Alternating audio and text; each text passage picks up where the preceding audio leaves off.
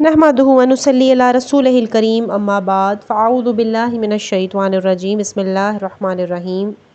رب اشرح لی صدری ویسر لی امری واحلل عقدۃ من لسانی یفقہوا قولی۔ سورہ نساء۔ سورہ نساء مدنی سورت ہے۔ سورہ نساء کو سورہ نساء الکبریٰ کہا جاتا ہے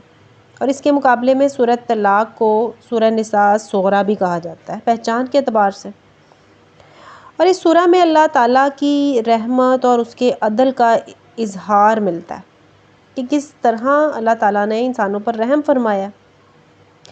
سیدہ عائشہ رضی اللہ تعالیٰ عنہما بیان کرتی ہیں کہ سورہ البقرہ اور سورہ نساء ایسے زمانے میں نازل ہوئی جب میں آپ صلی اللہ علیہ وآلہ وسلم کے پاس تھی، یعنی ام المومنین کی حیثیت سے، یعنی آپ کی رخصتی ہو چکی تھی اور آپ کی رخصتی شوال 1 ہجری میں ہوئی۔ سورہ نساء آیت نمبر 1 میں اللہ تعالیٰ ارشاد فرما رہے ہیں یا ایھا الناس اتقوا ربکم، اے انسانوں ڈرو اپنے رب سے، الذی جس نے خلقکم پیدا کیا تم کو، من نفس واحدۃ ایک جان سے، وخلق اور پیدا کیا منہا اسی میں سے، زوجہا جوڑا اس کا، وبث اور پھیلائے منہما ان دونوں سے، رجالا کثیرا ونساء بہت سے مرد اور عورتیں، واتقوا اللہ الذی اور ڈرتے رہو اس اللہ سے کہ تساءلون سوال کرتے ہو تم ایک دوسرے سے، بہ جس کا واسطہ دے کر، والارحام اور ڈرتے رہو رشتوں سے بھی، ان اللہ بے شک اللہ کانا ہے علیکم رقیبا تم پر ہر وقت نگران۔ اللہ تعالیٰ نے اس آیت مبارکہ میں تمام بنی نوع انسان کو، چاہے وہ مومن ہوں یا کافر، یہ حکم دیا ہے کہ وہ اللہ سے ڈرتے رہیں اور دنیا میں رحم کے ذریعے جو رشتہ داریاں قائم ہیں ان کا بھی خیال رکھیں، اور اللہ سے اس لیے ڈرتے رہنا ہے کہ وہی انسان کا رب ہے، اس کا خالق ہے، رازق ہے، اور اس پر اس کے بے شمار احسانات بھی ہیں۔ اسی نے انسان کو آدم علیہ السلام سے پیدا کیا اور آدم علیہ السلام ہی کی بائیں پسلی سے ان کی بیوی حوا کو بھی پیدا کیا تاکہ انسان کی بیوی اس کے مناسب حال ہو، اس قربت سے اسے سکون و راحت ملے اور اللہ کی نعمت اس پر تمام ہو جائے۔ آپ صلی اللہ علیہ وآلہ وسلم نے فرمایا عورت کو پسلی سے پیدا کیا گیا ہے اور پسلی میں سب سے ٹیڑھا حصہ اوپر کا ہوتا ہے، سو اگر تم اسے سیدھا کرنا چاہو گے تو توڑ بیٹھو گے، اور اگر اسے فائدہ اٹھانا چاہو تو اسی طرح فائدہ اٹھاؤ گے کہ اس میں برابر ٹیڑھا پن ہوگا۔ وَبَثَّ مِنْهُمَا رِجَالًا كَثِيرًا وَنِسَاءً، یعنی آدم اور حوا علیہ السلام سے بہت سے مرد اور عورتیں پیدا فرمائیں اور انہیں مختلف اضعاف اور صفات اور مختلف رنگ اور بولیاں عطا فرما کر اعتراف اکناف عالم میں پھیلا دیا۔ سورہ الحجرات میں اللہ تعالیٰ نے ارشاد فرمایا یا ایھا الناس انا خلقناکم من ذکر وانثی وجعلناکم شعوبا وقبائل لتعارفوا ان اکرمکم عند اللہ اتقاکم، اے لوگو بے شک ہم نے تمہیں ایک نر اور مادہ سے پیدا کیا اور ہم نے تمہیں قومیں اور قبیلے بنا دیا تاکہ تم ایک دوسرے کو پہچانو، بے شک تم میں سب سے عزت والا اللہ کے نزدیک وہ ہے جو تم میں سب سے زیادہ تقوی والا ہے۔ پھر اللہ تعالیٰ نے فرمایا واتقوا اللہ، کہ اللہ سے ڈرو جس کے واسطے سے تم ایک دوسرے سے سوال کرتے ہو، اور رشتوں سے بھی، یعنی اللہ تعالیٰ کا واسطہ دے کر عموماً انسان ایک دوسرے سے رحم و کرم کی درخواست کرتے ہیں۔ اللہ تعالیٰ بہت بڑا ہے اور اس کی بہت بڑی شان ہے، لہٰذا اس کا واسطہ بھی بہت باعظمت ہے، تو تمام انسانوں کو اس کے واسطے کی قدر کرنی چاہیے۔ آپ صلی اللہ علیہ وآلہ وسلم نے فرمایا جو شخص تم سے اللہ کے واسطے سے پناہ چاہے اسے پناہ دے دو، اور جو اللہ کے واسطے سے کچھ مانگے اسے دے دو۔ اور پھر اللہ تعالیٰ فرما رہے ہیں والارحام،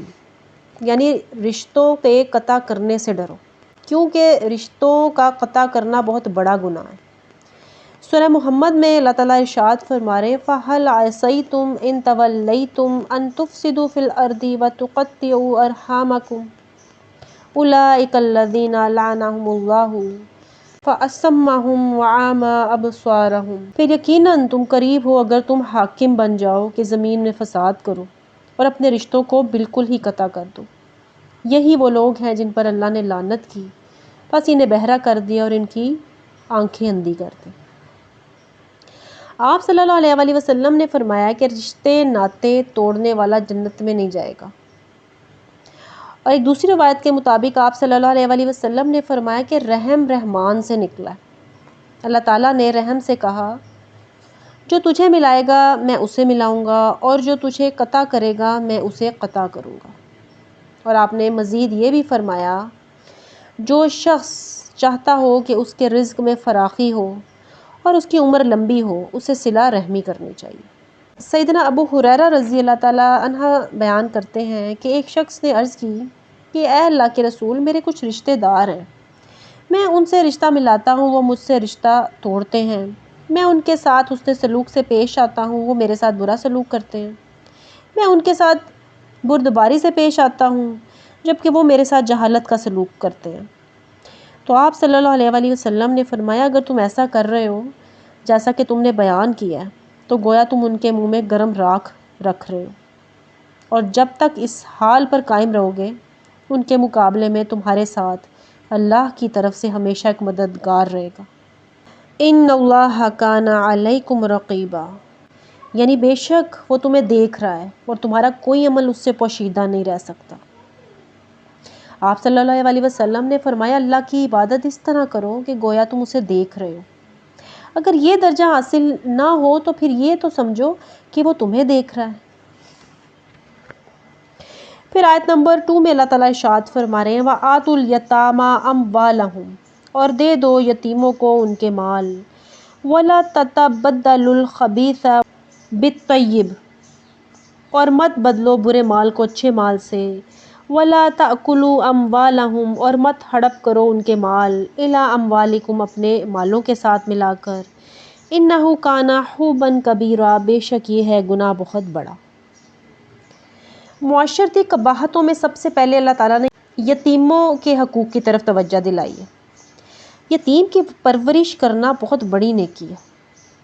اس لیے آپ صلی اللہ علیہ وسلم نے فرمایا تھا کہ میں اور یتیم کا سرپرست جنت میں اس طرح ہوں گے۔ پھر آپ صلی اللہ علیہ وسلم نے اپنی شہادت کی اور درمیانی انگلی ذرا کھول کر اشارہ کیا۔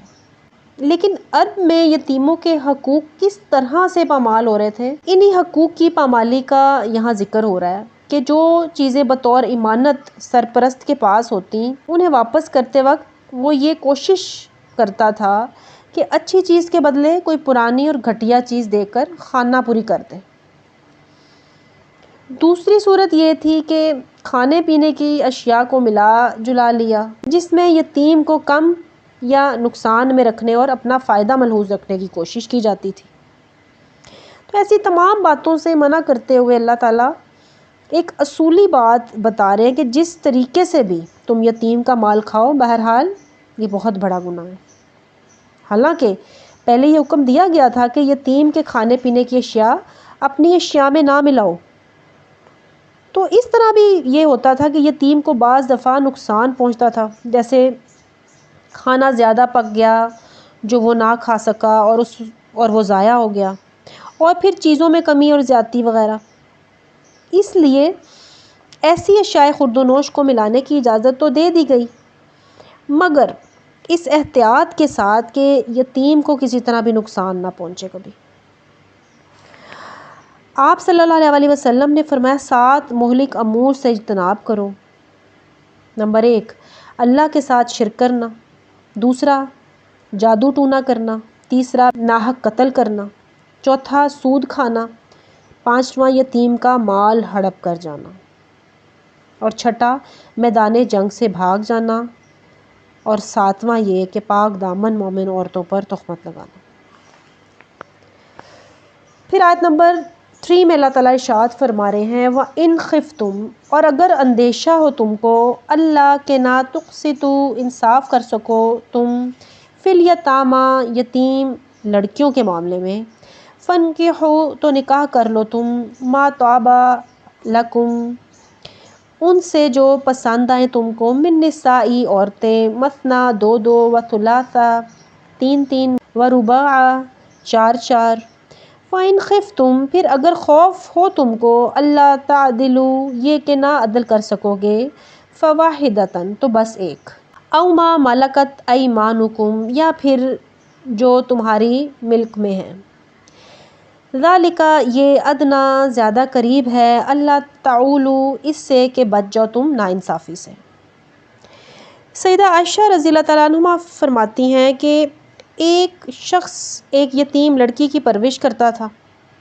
اس نے صرف اس غرض سے اس کے ساتھ نکاح کر لیا کہ وہ ایک کھجور کے درخت کی مالکہ تھی، ورنہ اس کے دل میں اس لڑکی کی کوئی الفت نہیں تھی۔ تو اس کے حق میں یہ آیت مبارکہ نازل ہوئی۔ لڑکوں کے مقابلے میں یتیم لڑکیوں سے زیادتی زیادہ ہوتی تھی ہر معاشرے میں، اور اس کی کئی صورتیں تھیں۔ ایک صورت تو یہ تھی کہ اس لڑکی کے ساتھ بغیر رغبت کے نکاح کر لیا جاتا تھا کہ اس کا مال گھر میں رہ جائے، اور ایک اور روایت کے مطابق سیدہ عائشہ رضی اللہ تعالیٰ عنہ کے بھانجے عروہ بن زبیر نے ان سے اس آیت کے متعلق پوچھا تو انہوں نے فرمایا کہ ایک یتیم لڑکی اپنے ولی کی پرورش میں ہو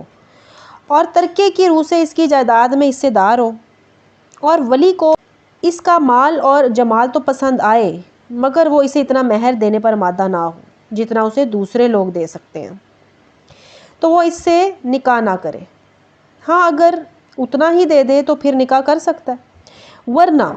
وہ ان کے علاوہ دوسری عورتوں سے جو اسے پسند ہو نکاح کر لے، اور 4 تک ایسی بیویوں کی اجازت دی گئی۔ یعنی یہ دوسری ناانصافی تھی کہ انہیں مہر کم دیا جاتا تھا۔ تیسری صورت تھی کہ شادی ہی نہ کرتے تھے تاکہ خاندان سے باہر کوئی مال نہ جا سکے، یعنی ان کی جائیداد گھر میں ہی رہ جائے۔ پھر آیت مبارکہ میں اللہ تعالیٰ فرما رہے ہیں کہ اگر تم انصاف نہ کر سکو تو دوسری عورتوں سے جو تمہیں پسند ہو 2 3 4 تک نکاح کر لو۔ یعنی اگر انصاف نہیں کر سکو تو تھوڑی عورتیں ہیں، ان میں سے اپنی حسب پسند 4 تک بیویاں کر سکتے ہو، مگر اس شرط کے ساتھ کہ ان میں مساوات کا لحاظ رکھو، اور اگر یہ کام نہ کر سکو تو پھر ایک بیوی پر ہی اکتفا کرو، یا پھر ان کنیزوں پر جو تمہارے قبضے میں ہوں۔ غیلان بن سلمہ جب اسلام لائے تو ان کے نکاح میں 10 عورتیں تھیں۔ آپ صلی اللہ علیہ وسلم نے فرمایا ان میں سے کوئی 4 پسند کر لو، باقی چھوڑ دو۔ یعنی اگر کسی کو خوف ہے کہ وہ اتنا عدل بھی نہیں کر سکتا جتنا واجب ہے تو ایک بیوی رکھے، یہ زیادہ قریب ہے کہ تم انصاف سے نہ ہٹو۔ سیدہ عائشہ رضی اللہ تعالیٰ عنہما بیان کرتی ہے کہ آپ صلی اللہ علیہ وسلم نے یہ آیت ذالک ادنا اللہ تعولوا اس کا معنی یہ بیان کیا ہے کہ اس طرح تم ظلم نہیں کرو گے۔ آیت نمبر 4، وَآتُوا النِّسَاءَ اور ادا کرو عورتوں کو صَدُقَاتِهِنَّ نِحْلَةً ان کے مہر خوش دلی کے ساتھ، فَإِن پھر اگر طِبْنَ وہ اپنی خوشی سے، لَکُم تمہارے لیے، عَن شَيْءٍ مِّنْہُ کچھ حصہ مہر کا، نفساً از خود، فَكُلُوهُ تو کھاؤ اسے، ہنیئا مریئا خوشگوار سمجھ کر بلا جھجک۔ زمانہ جاہلیت میں لوگ عورتوں کا مہر خود لے لیتے تھے اور انہیں کچھ بھی نہیں دیتے تھے۔ اللہ تعالیٰ نے ان کے اس فعل کی تردید کی ہے اور مسلمانوں کو یہ حکم دیا ہے کہ شادی کے وقت عورتوں کا مہر ضرور متعین کریں اور ان کا حق ان کو ضرور دے دیں۔ اس کے بعد اللہ تعالیٰ نے فرمایا کہ اگر بیوی خوش دلی کے ساتھ مہر کا کچھ حصہ شوہر کو دے دے تو اس کے لیے اس کا استعمال جائز ہوگا، لیکن اگر شوہر کی بد اخلاقی یا برے برداؤ کے ڈر سے ایسا وہ کرتی ہے اور شوہر پھر بھی اسے قبول کر لیتا ہے تو یہ قرآنی تعلیمات کی خلاف ورزی ہوگی۔ اور یہاں ایک یہ اہم سوال پیدا ہوتا ہے کہ حق مہر کتنا ہونا چاہیے۔ اس سلسلے میں سب سے پہلے ہمیں سنت نبوی کو ملحوظ رکھنا چاہیے۔ ابو سلمہ بن عبد الرحمن کہتے ہیں کہ میں نے سیدہ عائشہ رضی اللہ تعالیٰ عنہما سے پوچھا کہ آپ صلی اللہ علیہ وسلم کی بیویوں کا مہر کتنا تھا، تو انہوں نے کہا 12 اوقیاں چاندی اور نش۔ پھر سیدہ عائشہ رضی اللہ تعالیٰ عنہما نے مجھ سے پوچھا جانتے ہو نش کیا ہے؟ میں نے کہا نہیں، تو کہنے لگی نش سے مراد نصف ہے، اور یہ کل 12.5 اوقیہ چاندی یا 500 درہم ہوئے۔ آپ صلی اللہ علیہ وسلم کا اپنی بیویوں کے لیے یہی حق مہر تھا۔ قرآن مجید نے حق مہر کو مرد کی مالی حیثیت سے مشروط کیا ہے۔ سیدنا جابر بن عبداللہ رضی اللہ تعالیٰ عنہما بیان کرتے کہ آپ صلی اللہ علیہ وآلہ وسلم نے حجۃ الوداع کے موقع پر میدان عرفات میں صحابہ سے خطاب کرتے ہوئے فرمایا، تم عورتوں کے متعلق اللہ سے ڈرتے رہنا، کیونکہ تم نے انہیں اللہ کی امان کے ساتھ لیا ہے اور انہیں اللہ کے کلمے کے ذریعے اپنے لیے حلال کیا ہے، اور تمہارا ان پر حق یہ ہے کہ وہ تمہارے گھروں میں کسی ایسے شخص کو نہ آنے دیں جنہیں تم ناپسند کرو، اور ان کا تم پر حق یہ ہے کہ تم انہیں معروف طریقے کے مطابق کھانا اور لباس مہیا کرو۔ آیت نمبر 5، وَلَا تُؤْتُوا السُّفَهَاءَ، اور نہ دو کم عقل یتیموں کو، اموالکم، اپنے مال، التی، جس کو جعل اللہ، بنایا ہے اللہ نے، لکم، تمہارے لیے، قیاماً، ذریعہ گزران، وارزقوہم، اور کھلاؤ انہیں، فیہا، اس میں سے، وکسوہم، اور پہناؤ بھی، وقولو، اور سمجھاؤ، لہم، انہیں، قولا معروفا، بات اچھی۔ اس آیت مبارکہ میں نادان سے مراد صرف نادان یتیم ہی نہیں بلکہ کوئی بھی فرد ہو سکتا ہے۔ مثلاً چھوٹا بھائی نادان ہے تو بڑا بھائی اسے اس کا مال نہ دے، اور چھوٹا عقل مند اور بڑا نادان ہے تو چھوٹا بھائی اس کا مال اس کے تصرف میں نہ رکھے۔ وجہ یہ ہے کہ مال تو ذریعہ قیام زندگی ہے، اگر کسی نادان کے ہتھے چڑھ جائے گا تو وہ فضول، ناجائز یا گناہ کے کاموں میں اجاڑ دے گا، اور پھر اس کے برے اثرات تمام معاشرے پر پڑیں گے۔ تو ایسی صورتوں میں اس نادان کا کوئی قریبی رشتہ دار یا حکومت اس کے مال پر تصرف رکھے گی، اور اگر یتیم کا مال تجارت پر لگایا جا سکتا ہو تو اسے تجارت پر لگایا جائے، اور منافع سے اس کی خوراک اور پوشاک کے اخراجات پورے کیے جائیں، اور جو بات اس سے کہی جائے اس کی بھلائی کو ملحوظ رکھ کر کہی جائے۔ سبحانک اللہم و بحمدک، اشہد ان لا الہ الا انت، استغفرک و اتوب الیک۔